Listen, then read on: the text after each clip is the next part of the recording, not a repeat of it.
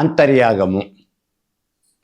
ఇక్కడ లలితా శాస్త్రంలో 381వ నామం దగ్గర నుంచి ఇక్కడి నుంచి మొదలుపెట్టి కొన్ని నామాల్లో మనకి అంతర్యాగము అనే దాన్ని వివరిస్తూ ఉన్నారు. అంతర్యాగం అంటే ఏమిటి అసలు? అమ్మవారి యొక్క పూజలో 2 రకాలైనటువంటి విధానాలు పద్ధతులు ఉన్నాయి అని గతంలో మనం చెప్పుకున్నాం. మొట్టమొదటిది బాహ్య పూజ, రెండోది అంతఃపూజ. దాన్నే బహిర్యాగము, అంతర్యాగము అనే పేర్లతో పిలుస్తూ ఉంటారు. బాహ్య పూజ అంటే ఏమిటి అసలు? అమ్మవారి యొక్క విగ్రహాన్ని కానీ, అంటే స్థూలమైనటువంటి రూపం, అమ్మవారి యొక్క ఫోటో కానీ, యంత్రం కానీ, ఒక కలశం కానీ, ఏదో ఒకటి అమ్మవారికి ప్రతిరూపంగా, అంటే భగవంతుడికి ప్రతిరూపంగా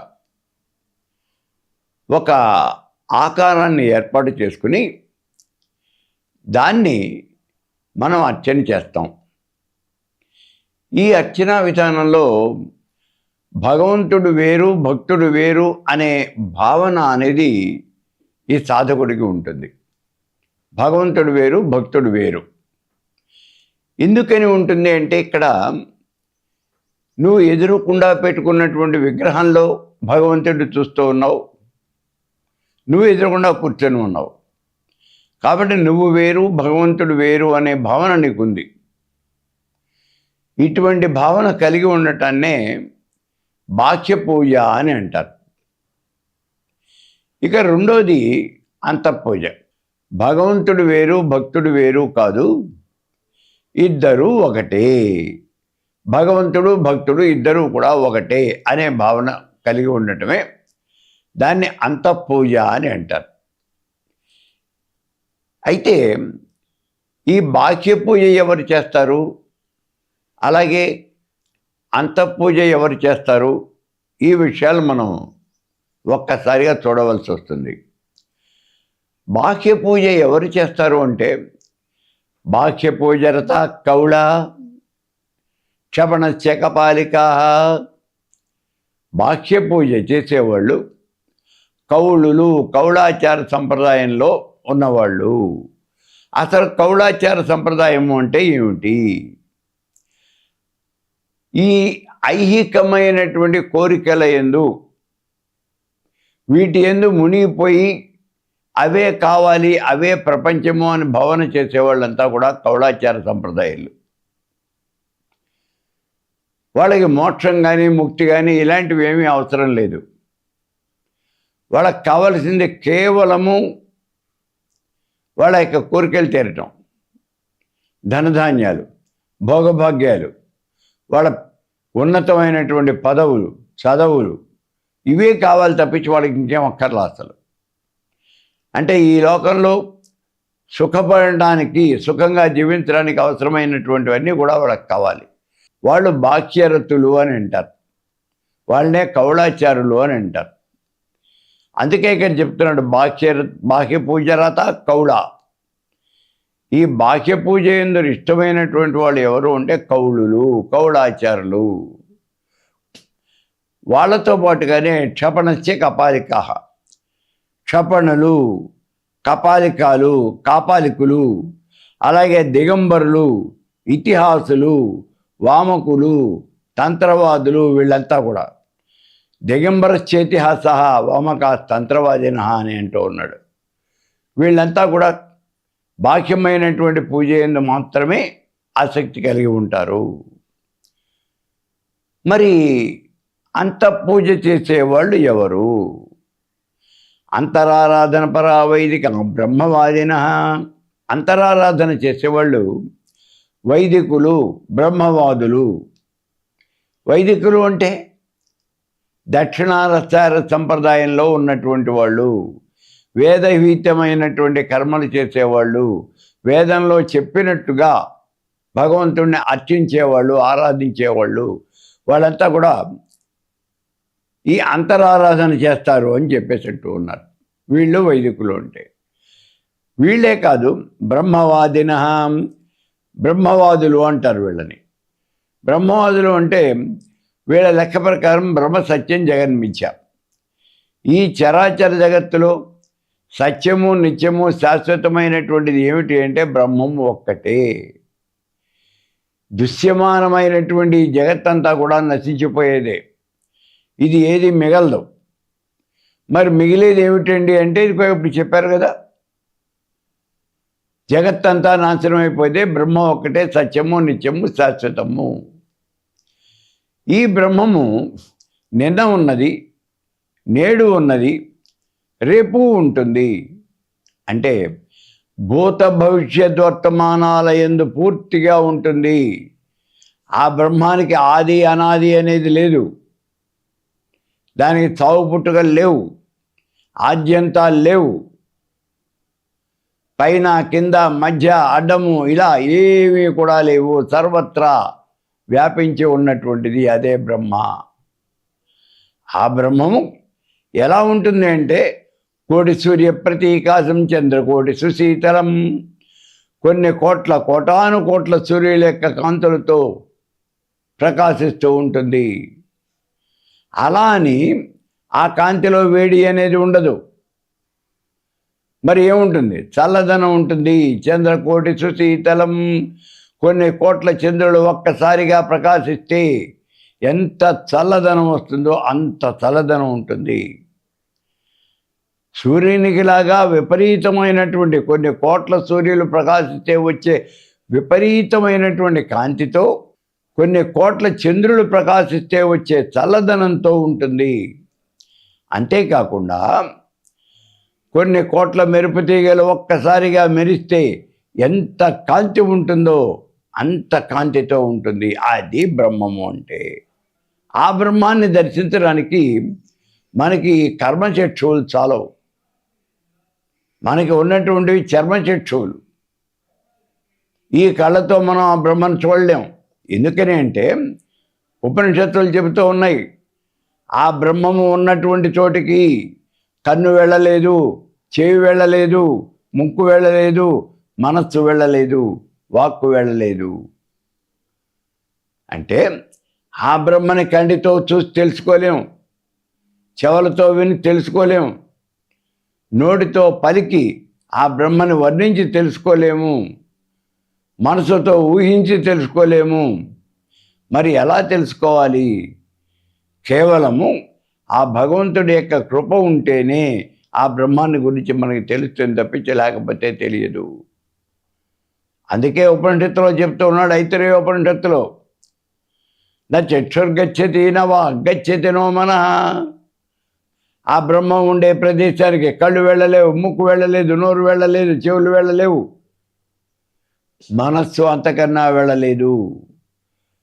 అది బ్రహ్మము యొక్క స్థితి. అటువంటి బ్రహ్మము ఎక్కడ ఉన్నది? చరాచర జగత్తంతా కూడా వ్యాపించి ఉన్నది. బ్రహ్మం ఒక చోట లేదు, చరాచర జగత్తంతా కూడా పరమేశ్వర స్వరూపమే. జగత్తంతా వ్యాపించి ఉన్నది. అందుకే ఆ బ్రహ్మాన్ని గురించి చెబుతూ అణోరణీయాం మాతో మహీయాం, అణువు కన్నా కూడా చాలా చిన్నదైనటువంటిది, మహత్తు కన్నా కూడా చాలా పెద్దదైనటువంటిది. పెద్దవైనటువంటి వాటన్నింటిలోనూ కూడా పెద్దదైనటువంటిది అది బ్రహ్మము. ఇదే విషయాన్ని మనకి వామనావతార ఘట్టంలో చూపించాడు.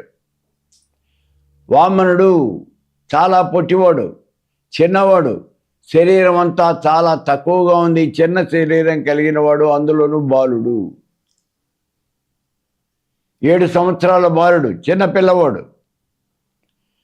అటువంటి పిల్లవాడు అణోరణీయాం అంటే అంత చిన్నగా ఉన్నటువంటి పిల్లవాడు ఆయన వస్తూ ఉంటే బలిచక్రవర్తి యొక్క యాగశాలలో కూర్చున్నటువంటి పండితులంతా కూడా, ఋత్వికులంతా కూడా ఆయన చూశారు దూరం నుంచి. ఆ వచ్చేవాడు ఎవరయ్యా అని వీళ్ళంతా ఆశ్చర్యపోతున్నారు. ఎందుకని ఆశ్చర్యపోతూ ఉన్నారు అంటే, ఆ వచ్చేటటువంటి బాలకుడు ఎవరు? వాడు అగ్నే, సూర్యుడా, ఇంద్రుడా, సాక్షాత్తు బ్రహ్మమేనా? ఎవరు అంటే అంత కాంతితో దివ్యమైనటువంటి తేజస్సుతో తేజరులతో ఉన్నాడు, ప్రకాశిస్తూ ఉన్నాడు. అందుకని ఆ బాలకుడు ఎవరు అని అడుగుతూ ఉన్నారు. పరబ్రహ్మ స్వరూపము అది ఎలా ఉంటుంది అంటే ముఖాది ఇంద్రశ్చ అగ్నిశ్చ. ముఖము అనేది ఆ పరబ్రహ్మ యొక్క ముఖము ఇంద్రుడి యొక్క కాంతితో అగ్ని యొక్క కాంతితో ప్రకాశిస్తూ ఉంటుంది, దివ్యమైనటువంటి తేజస్సుతో ప్రకాశిస్తూ ఉంటుంది. అటువంటి కాంతులేనితో ఉన్నది ఆ బ్రహ్మము. ఆ బ్రహ్మాన్ని మనం అంతరారాధన పరావైదిక బ్రహ్మవాదిన, అంతరారాధన పరులు అంటే అహం బ్రహ్మాస్మి అని భావన చేసేవాళ్ళు. అహం బ్రహ్మాస్మి అంటే ఏమిటి? వేదాల్లో 4 మహావాక్యాలు ఉన్నాయి. ఈ విషయాన్ని గతంలో చెప్పుకున్నాం. ఏమిటి ఆ మహావాక్యాలు? ప్రజ్ఞానం బ్రహ్మ, అయమాత్మా బ్రహ్మ, అహం బ్రహ్మాస్మి, తత్వమసి. ఈ 4 కూడా మహావాక్యాలు అన్నారు. 4 ఉపనిషత్తుల నుంచి తీసుకున్నారు. ఇక్కడ మహావాక్యము అంటే గొప్పదైనటువంటి, మహా అంటే గొప్పదైనటువంటి వాక్యము. ఈ గొప్పదైనటువంటి వాక్యము ఏమిటి? ఇక్కడ ఈ వాక్యం గొప్పతనం ఏమిటి? ఇందులో గొప్పతనం, ఆధ్యాత్మికతలో గొప్పతనం ఏమిటి అంటే మోక్షమే. అంతకన్నా ఉత్కృష్టమైనటువంటిది ఏం లేదు. అటువంటి మోక్షాన్ని నీకు ఇచ్చేటటువంటిది అది మహావాక్యం. మోక్షాన్ని ఇవ్వటం అంటే ఏం చెప్తోంది? మోక్ష మార్గాన్ని చూపిస్తోంది. ఏమిటి మోక్ష మార్గం? జీవాత్మ పరమాత్మ 2 ఒకటేను అనే విషయం చెప్తోంది. అహం బ్రహ్మాస్మి, నేనే పరబ్రహ్మ స్వరూపాన్ని. తత్వమసి, అదే నువ్వు ఉన్నావు అంటే జీవాత్మ పరమాత్మ 2 కూడా ఒకటేను అని చెప్తుంది ఛాందోగ్యోపనిషత్తు. ఇలా ఈ మహావాక్యముల చేత తెలియబడేటటువంటిది. ఆ బ్రహ్మాన్ని గురించి తెలుసుకోవాలి అంటే పూర్వకాలంలో చాలామంది ఋషీశ్వరులు, మునీశ్వరులు వాళ్ళకి చేత అయినంత వరకు ఆ బ్రహ్మను గురించి మనకి చెప్పడానికి ప్రయత్నాలు చేశారు. మరి వాళ్ళు కృతకృత్యులు అయ్యారా? చాలా వరకు అయ్యారనే చెప్పచ్చు. ఎందుకనంటే వాళ్ళకి చేతనైనంత వరకు మనకు వివరించారు, అంతవరకు చేశారు. అయినా కూడా మనకు అర్థం చేసుకునే పరిస్థితిలో మనం లేవు, మనకు అది అర్థం కావటం లేదు అని అంటే అది కేవలం మన కర్మ, అంతకన్నా ఇంకేం లేదు. మనం ఎందుకని అర్థం కావటం లేదు? దాని గురించినటువంటి జ్ఞానము అనేది మనకి లేదు. దాని గురించి తెలుసుకోవాలి అనే కోరిక మనకి లేదు. అవి ఉంటే అర్థమవుతుంది. ఉంటే అర్థమవుతుందా? అలా అర్థం కావటం కోసమే పెద్ద పెద్ద పుస్తకాలన్నింటికీ కూడా పూర్వకాలంలో మహానుభావులు వ్యాఖ్యలు రాశారు, భాష్యం రాశారు. పరబ్రహ్మ స్వరూపాన్ని నిరూపణం చేయటం కోసమే వ్యాస భగవానుడు బ్రహ్మసూత్రాలు రాశాడు. ఆ రోజున వేద విభజన చేసిన తర్వాత బ్రహ్మసూత్రాలు రాశాడు. ఈ చరాచర జగత్తుకు అంతటికీ కారణం ఏమిటి అంటే పరబ్రహ్మ స్వరూపమేను అన్నాడు. ఎందుకని చెప్పవలసి వచ్చింది? ఈ విషయం అందరికీ తెలుసు కదా?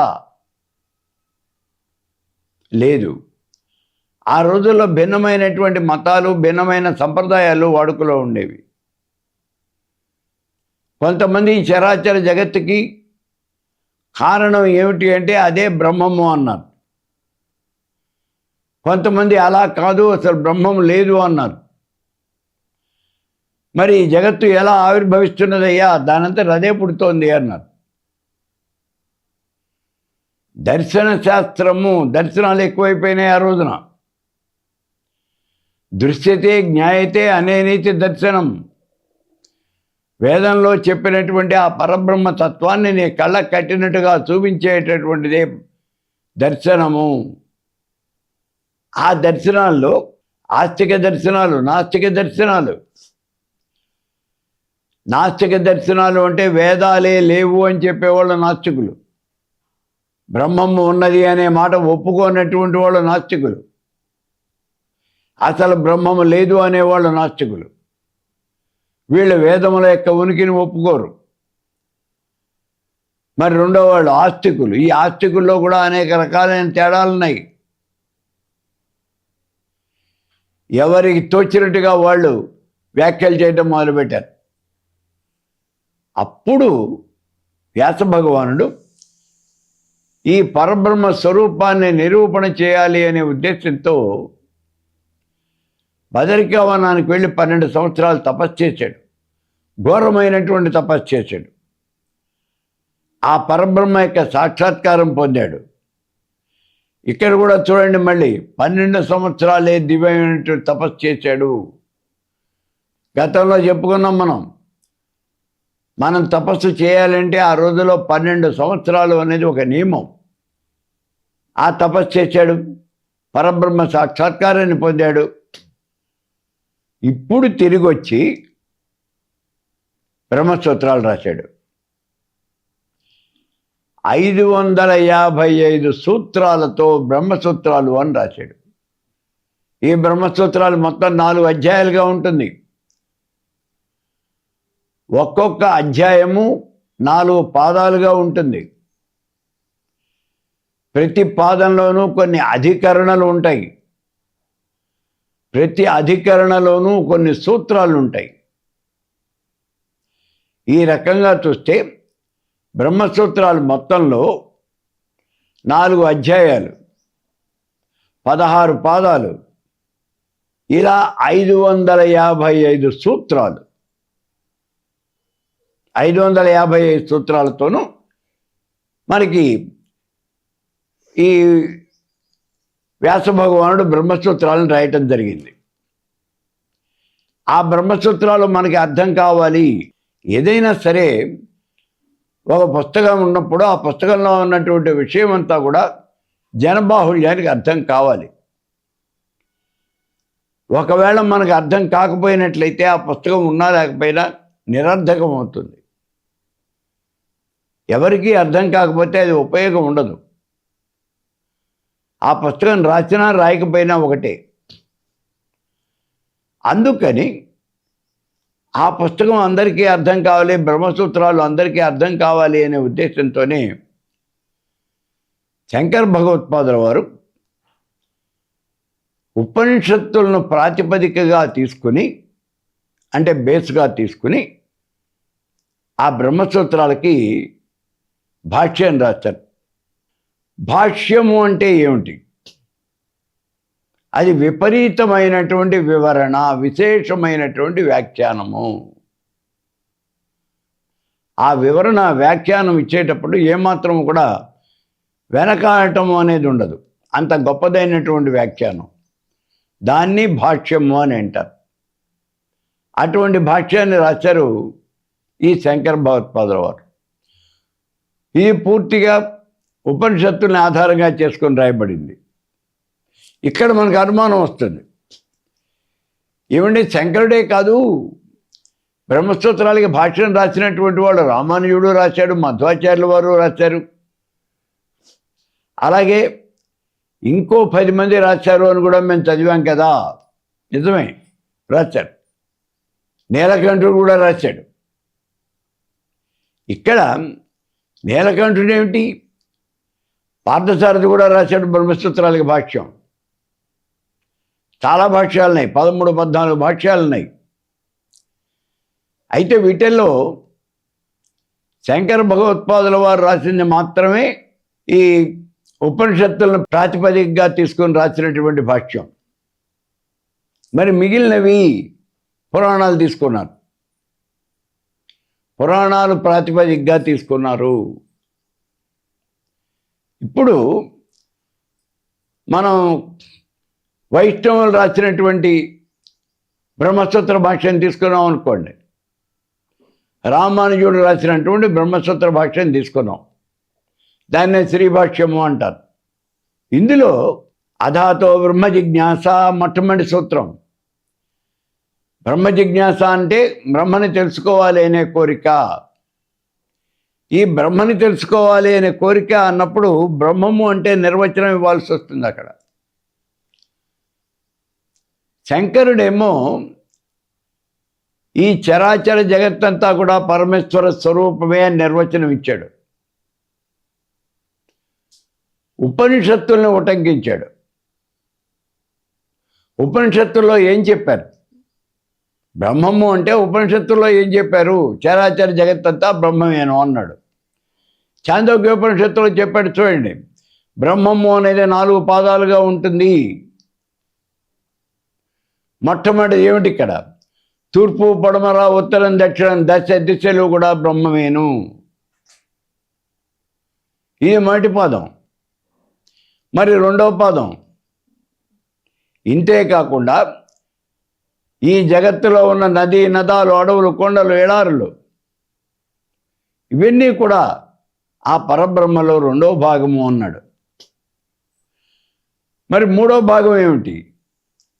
ఇక్కడే కాదయ్యా, ఈ భూమి మీదే కాదు, ఆకాశంలో ప్రకాశిస్తూ ఉన్నటువంటి కాంతులను వెదజల్లుతూ ఉన్నటువంటి సూర్యుడు, చంద్రుడు, నక్షత్రాలు, మెరుపు తీగలు ఇవన్నీ కూడా పరబ్రహ్మ స్వరూపంలో మూడో భాగము అన్నాడు.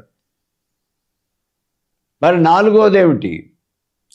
నీ శరీరంలో ఉన్నటువంటి ప్రాణం బ్రహ్మ, దృష్టి బ్రహ్మ, శ్రోత్రం బ్రహ్మ, ఈ రకంగా చరాచర జగత్తంతా పరబ్రహ్మ స్వరూపమేను అని చెప్పాడు.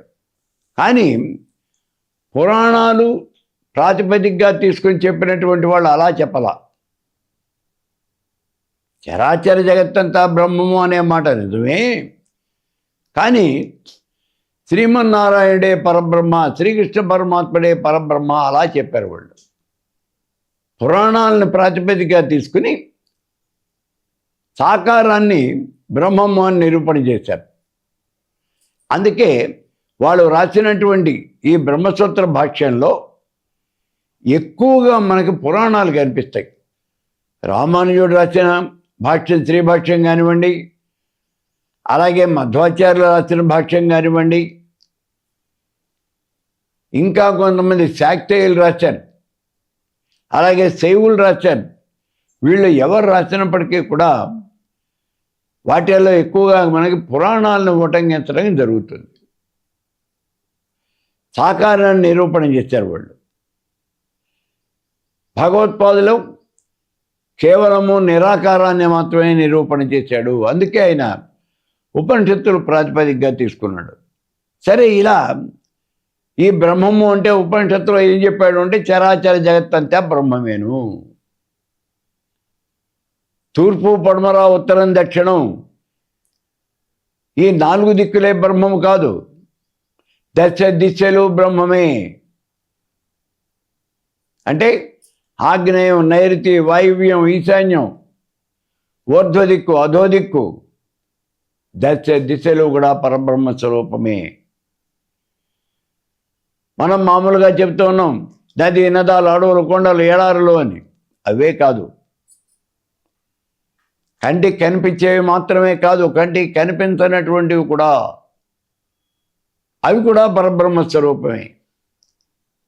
అంటే ఈ జగత్తులో ఉన్నటువంటివి కంటికి కనిపించేవి, కంటికి కనిపించనివి, ప్రాణం ఉన్నవి, ప్రాణం లేనివి, చలనం ఉన్నవి, చలనం లేనివి అన్నీ కూడా, ఇవన్నీ కూడా పరబ్రహ్మ స్వరూపమేను అన్నాడు.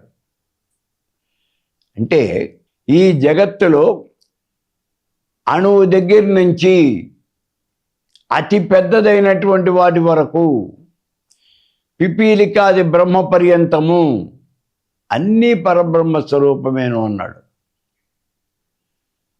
అందుకే మనకి విష్ణు సహస్రనామం చెప్పేటప్పుడు అన్నారు చూడండి, విశ్వం, మొట్టమొదటి నామమే విశ్వం.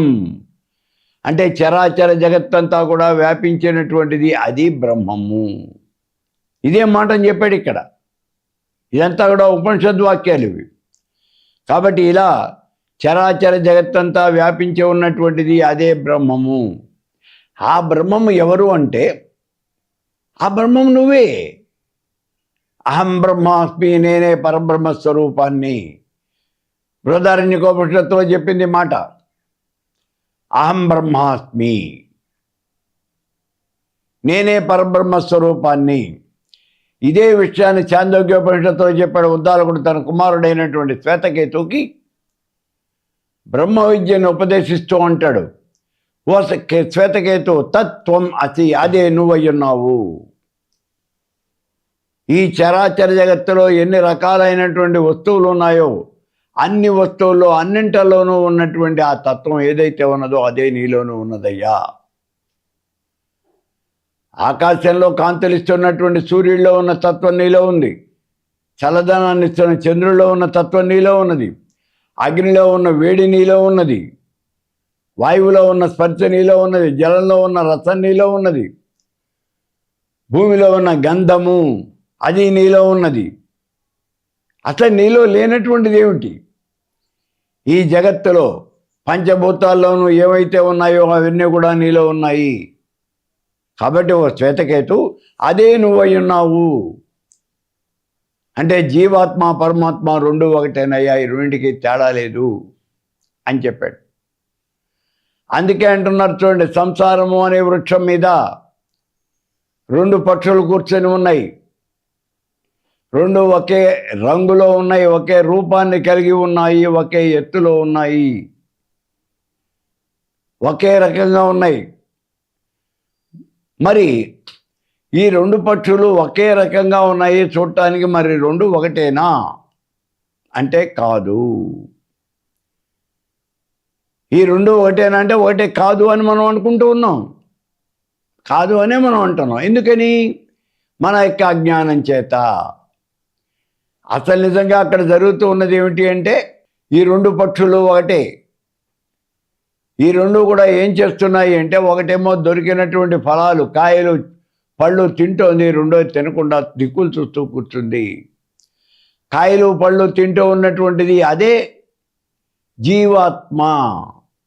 అంటే ఆ జీవాత్మ చేసినటువంటి కర్మ ఉన్నదే, ఆ కర్మ ద్వారా వచ్చినటువంటి ఫలితం ఏదైతే ఉన్నదో అదే కాయలు పళ్ళు. కాబట్టి ఇక్కడ జీవాత్మ అనేది తాను చేసినటువంటి ఆ కర్మ ఫలాలైన కాయలు పండ్లు తింటూ ఉన్నది. మరి పరమాత్మ ఏ రకమైనటువంటి కర్మ కూడా చెయ్యదు. కర్మ అనేది మొత్తం సంచితము, ఆగామి, ప్రారబ్ధము అని మూడు రకాలుగా ఉంది. మనం చేసినటువంటి ఈ ప్రతి జన్మలోనూ చేసినటువంటి కర్మంతా వచ్చి ఒక చోట కుప్పగా, అది ఒక కుప్పగా ఏర్పడుతుంది. దాన్ని సంచిత కర్మ అని అంటారు. మీకు అనేక సార్లు చెప్తూ ఉన్నాను, బ్యాంకులో మనం వేసుకున్నటువంటి రికరింగ్ డిపాజిట్ అలాంటిది సంచిత కర్మ. రెండోది ప్రారబ్ధము అంటే ఆ సంచిత కర్మలో కొంత భాగాన్ని ఈ జన్మలో మనం అనుభవిస్తాం. అలా మనం అనుభవించే కర్మ ఏదైతే ఉన్నదో దాన్ని ప్రారబ్ధ కర్మ అని అంటారు. ఇది ఎక్కువ పెట్టి వదిలినటువంటి బాణం లాంటిది.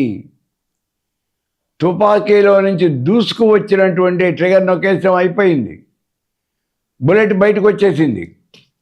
ఇప్పుడు ఆ వచ్చినటువంటి బుల్లెట్ని ఆపటం అనేది ఎవరి వల్ల అవుతుంది చూడండి. తుపాకీలో నుంచి బుల్లెట్ బయటకు వచ్చేసింది, రాకముందైతే దాన్ని ఆపేస్తాం, అది బయటకు వచ్చేసిన తర్వాత ఇంకేం ఆపుతాం? ఎలా ఆపుతాం అసలు? కాబట్టి దాన్ని ఆపడానికి వీలు లేదు. మరి ఏం చేస్తారు? అనుభవించాలి, ఇంకో మార్గం లేదు.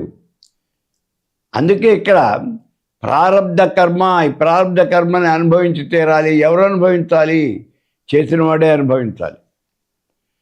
అతడు ఎటువంటి మహానుభావుడైనా సరే కర్మ అనేది చేస్తే ఆ కర్మ ఫలితాన్ని తప్పనిసరిగా అనుభవించవలసి వస్తుంది. మూడోది ఆగామి కర్మ, ఈ జన్మలో చేసే కర్మ. ఇది పోయి మళ్ళీ సంచితంలో కలుస్తుంది. అయితే ఇక్కడ జ్ఞాని అయినటువంటి వాడు విషయం కనుక చూసినట్లయితే,